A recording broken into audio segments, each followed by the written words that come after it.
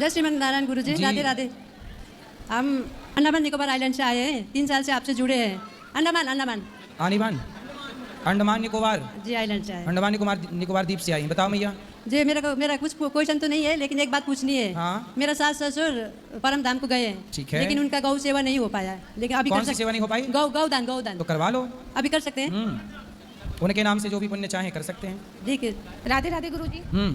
मेरा कोई क्वेश्चन नहीं है, पर मुझे ये पूछना है, थोड़ा आगे आ जाओ। मुझे ये पूछना है कि जैसे कि कहते हैं कि हम जो भी जिंदगी में कर रहे हैं सब कुछ पहले से रचा हुआ है, सब कुछ लिखा हुआ है, एक पत्ता भी ईश्वर की मर्जी से हिलता है, तो फिर हमारा क्या रोल है?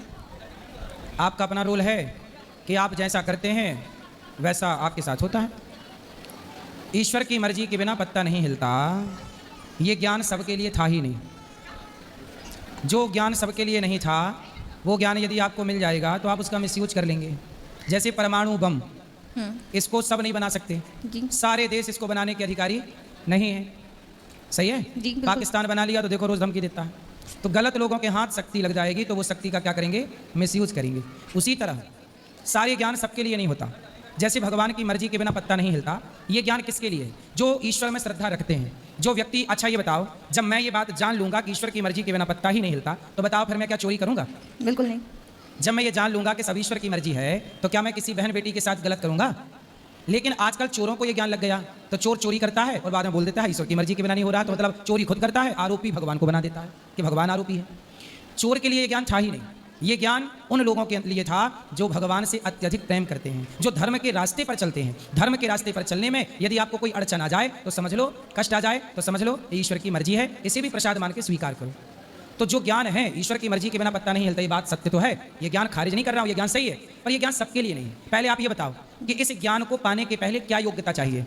सत्यम वद धर्मम चर, सत्य के मार्ग पर चलो, दया करो। पहले दया धर्म सत्य के रास्ते पर चलो, फिर बाद में आपको ये ज्ञान होगा कि सब ईश्वर की मर्जी से हो रहा। जी बिल्कुल। अब पहले ये बताओ, पहले ABCD पढ़ाया जाता है कि XYZ पढ़ाया जाता है? ABCD। हाँ, तो पहले ये पढ़ो कि दया करो, पहले ये करो कि सत्य बोलो, सबका भला करो। जब आप ये पढ़ लोगे तब आखिरी में ये पढ़ना कि ईश्वर की मर्जी के बिना कुछ नहीं हो रहा। ये आखिरी की पढ़ाई थी, लेकिन अब पहली पढ़ाई तो आपको याद नहीं है। काखा का ABCD याद नहीं है, XYZ याद है, तो XYZ से होगा क्या? तो इसलिए पहले दया धर्म का मूल है, दया करो, सेवा करो, सत्य बोलो, भगवान का भजन करो, संतों की सेवा, माँ बाप की सेवा, मातृदेवो भव पितृदेवो भव का आचरण करो। जब ये सब आएगा तब आखिरी का ज्ञान है कि सब ईश्वर की मर्जी से हो रहा। फिर आदमी वो गलत ही क्यों करेगा? अब आजकल ये ज्ञान तो है नहीं, पहले प्राथमिक ज्ञान किसी को नहीं है, सीधा आखिरी का ज्ञान चाहिए सबको। इसलिए सब बात गलत सी लगती है कई बार, क्योंकि समझने का तरीका गलत है। बात सही है अपनी जगह, पर समझने वाला पात्र कितना है?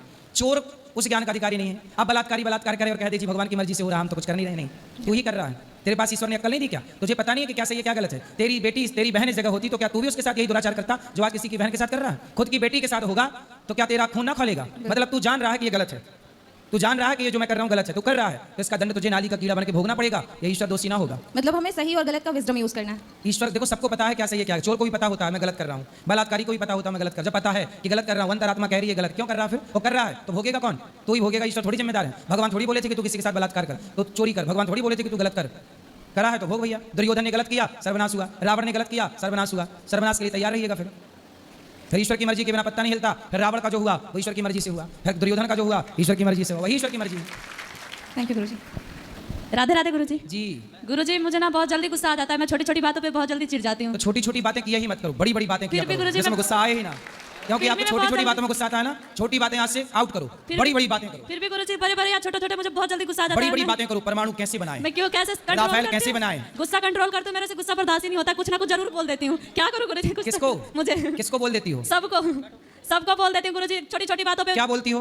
कोई मेरे से अच्छा सवाल करे तो मैं अच्छा ही बताती हूँ, पता नहीं अगला बंदा को क्यों गलत लगता है, मैं अच्छा ही बोलती हूँ। नहीं तो आप क्या अच्छा बोलती हो? कोई कहता है कि तू ऐसा मत कर, तो फिर मैं कहती हूँ मैं ऐसा नहीं करती हूँ, फिर भी उनको लगता है कि मैं करती हूँ वो चीज़। मोबाइल चलाती हो? नहीं। अच्छा, भोजन रोटी बनाती हो? जी। झाड़ू पोछा लगाती हो? सब चीज़ करती हूँ। पढ़ाई करती हो? पढ़ाई छोड़ दिया। काहे? गुरुजी। पढ़ाई कर लो, झाड़ू पोछा में अभी से लग गई। जी गुरुजी। पढ़ाई करो बेटा। कहाँ तक पढ़ी हो? 8 तक।